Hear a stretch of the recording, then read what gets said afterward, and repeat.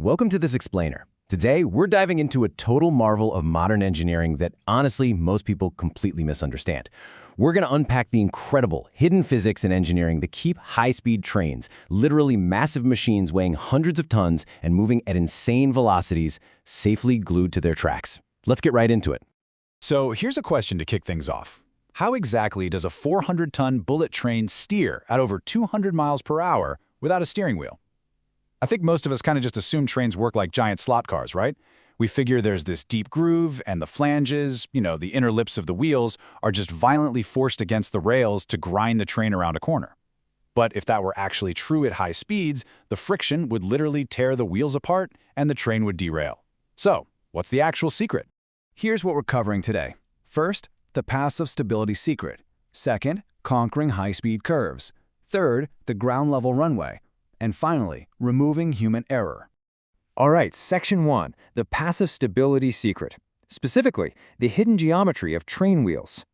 The real foundational secret of high-speed rail isn't some complex electronic or hydraulic steering mechanism. It's actually just pure geometry. See, train wheels aren't perfectly cylindrical. They have a conical wheel profile. They're tapered, essentially shaped like cones. And this shape is an absolute marvel of engineering, because it creates something called passive stability. That basically means the physical geometry of the wheels and the track naturally wants the train to stay exactly in the middle of the rails. No computers or active human intervention required. If you look closely at the contact point where the wheel meets the rail, you'll see how this works. Because the wheels are cones, the reaction forces from the rails push perpendicularly right against them. When the train is perfectly centered, these horizontal forces totally cancel each other out. Engineers call this the natural centering point. And because of this brilliant little piece of geometry, it takes an enormous, catastrophic outside force to break this connection. Those inner flanges we just mentioned, they're really just there as an absolute last resort. So how does a rigid piece of metal actually steer? Well, it creates what engineers call a hunting oscillation. Imagine a train approaching a right-hand turn. The train's momentum wants to keep going straight, so it naturally shifts a bit to the left on the track. But because the wheels are conical, sliding to the left means that left wheel is now rolling on a wider part of its cone, meaning a larger radius. The right wheel is now rolling on a narrower part, giving it a smaller radius. Since both wheels are locked on a single solid axle, that left wheel suddenly travels further than the right wheel. This differential action automatically curves the entire train back to the right, perfectly steering it through the curve before it settles right back to the center. It's literally a self-centering, self-steering masterpiece. But what happens when a 400-ton vehicle hits a long curve at 200 miles an hour? Which brings us to Section 2, conquering high-speed curves, the physics of turning at 200 miles per hour. Okay, so any vehicle moving in a curve experiences an acceleration that pushes it outward. On a train, this lateral force could easily cause a derailment, or at the absolute least, send passengers totally flying out of their seats. To counter this, track engineers use superelevation, which is really just a fancy technical term for banking. They literally tilt the track right into the curve. It's exactly like a banked NASCAR racetrack, leveraging gravity to keep the whole thing grounded. It perfectly illustrates this crazy battle of physics happening right under the train. On one side, you've got centrifugal force, trying to push the train outward. On the other side, by banking the track, you're converting a chunk of the train's massive gravitational weight into a downward force, pushing it securely into the rails. When these two forces are perfectly balanced, the passengers inside won't even spill a drop of their coffee, even though they're whipping around a turn at 200 miles per hour. It's wild. But of course, there's a catch. You can't just bank a track infinitely. Think about it. What if a slow-moving maintenance train rolls through? A super steep bank would literally tip it over inward.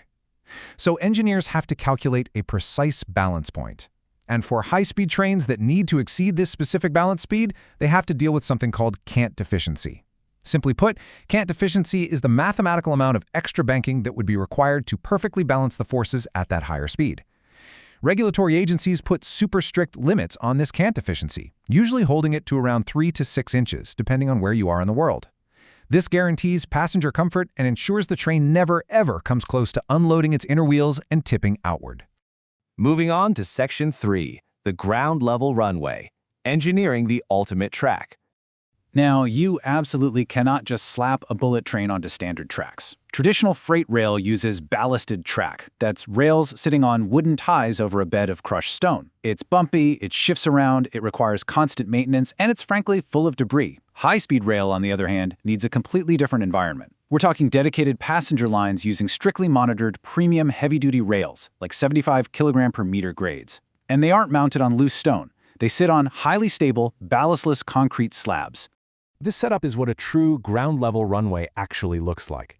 It is a completely rigid, perfectly aligned ballastless track bed. And check out the rails themselves. There are no gaps.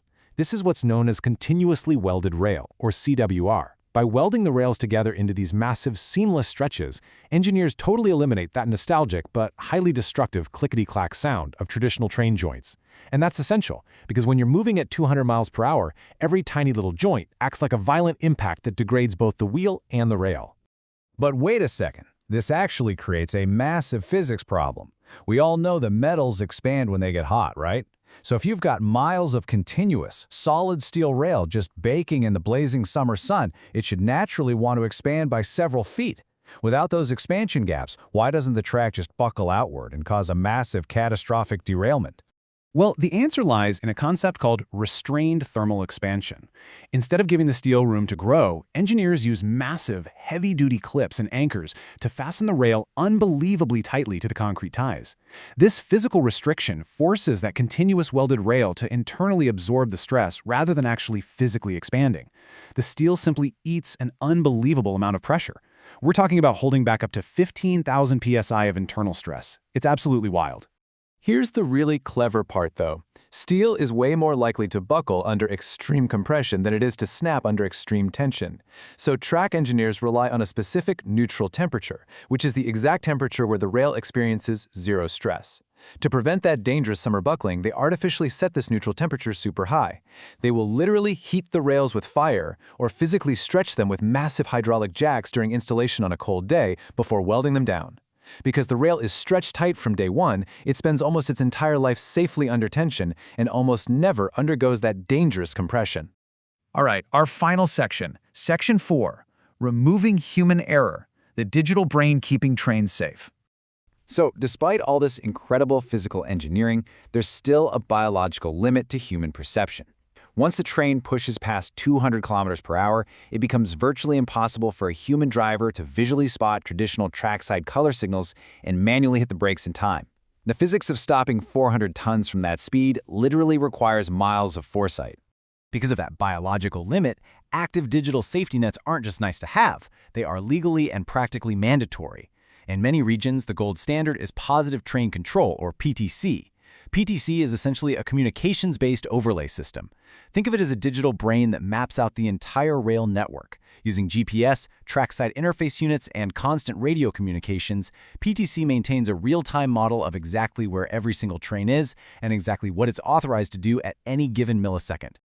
And the truly brilliant thing about PTC is that it doesn't wait around for the human engineer to react. It actively enforces three core things: collision avoidance, overspeed protection, and work zone enforcement. If a driver misses a signal, or maybe approaches a curve a little too fast, or even enters an active work zone without authorization, the PTC system instantly calculates the braking curve and just automatically stops the train. It is the ultimate digital safety net, and it actively prevents the vast majority of serious rail incidents worldwide. And that really brings us full circle. When you look at the sleek side profile of a bullet train, you can now see it's not just a fast vehicle, right? It's a complete symphony of engineering. It's this brilliant combination of conical wheels providing that self-centering passive stability, perfectly banked tracks managing the cant deficiency, continuous welded steel acting as a flawless ground-level runway, and a totally invisible digital brain enforcing absolute safety. Together, all these elements allow massive, heavy machines to essentially fly safely on the ground. Which leaves us with this final thought. We've seemingly perfected the physical geometry of wheels and rails. But as engineers push commercial speeds past 350 kilometers per hour, aerodynamic resistance and track adhesion become monumental hurdles. So have we reached the ultimate physical limit of steel on steel? Will the next era of high-speed travel abandon rails entirely for magnetic levitation? It's a pretty fascinating question for the future of our infrastructure. Thanks so much for joining me on this explainer, and remember to always keep questioning how the world around you really works.